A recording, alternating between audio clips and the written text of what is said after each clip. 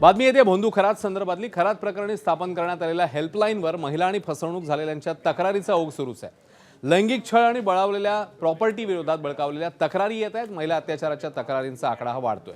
आणखी 11 महिलांनी पुढे येत खरातवर लैंगिक शोषणाचे आरोप केले आहेत. पतीच्या, मुलांच्या किंवा कुटुंबियांच्या मृत्यूची भीती दाखवून महिलांना जाळ्यात ओढल्याचे आरोप पीडित महिलांनी केले. या सर्व तक्रारींची शहानिशा करून एसआयटी पुढील कारवाई करणार आहे. भोंदू खरात विरोधात आतापर्यंत 13 गुन्हे दाखल झाले. त्यापैकी महिला अत्याचाराचे 8 तर फसवणुकीचे 4 गुन्हे.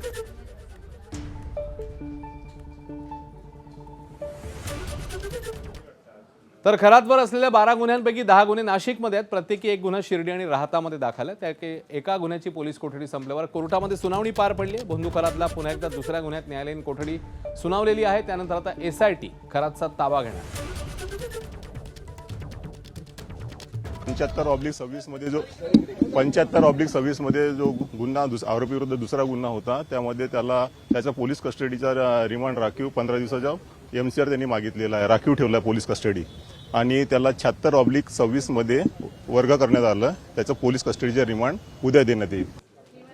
या खरातचा आणखी एक धक्कादायक प्रताप समोर आलाय. आतापर्यंत जादूटोणा, काळ्या जादूच्या नावाखाली लोकांना लोबाडणारा खरात भक्तांना लुबाडण्यासाठी बोगस आयकर अधिकारी पाठवत असल्याचा धक्कादायक प्रकार समोर आलाय.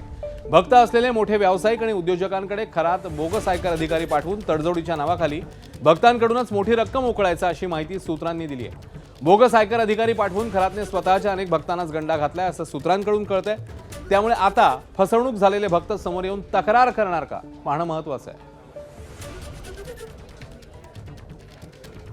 2022 मधील एका प्रकरणात भोंदू खरातच्या अडचणी वाढण्याची शक्यता आहे. 2022 मध्ये शिर्डी संस्थानचे कर्मचारी विकास दिवटे यांनी आत्महत्या केली होती.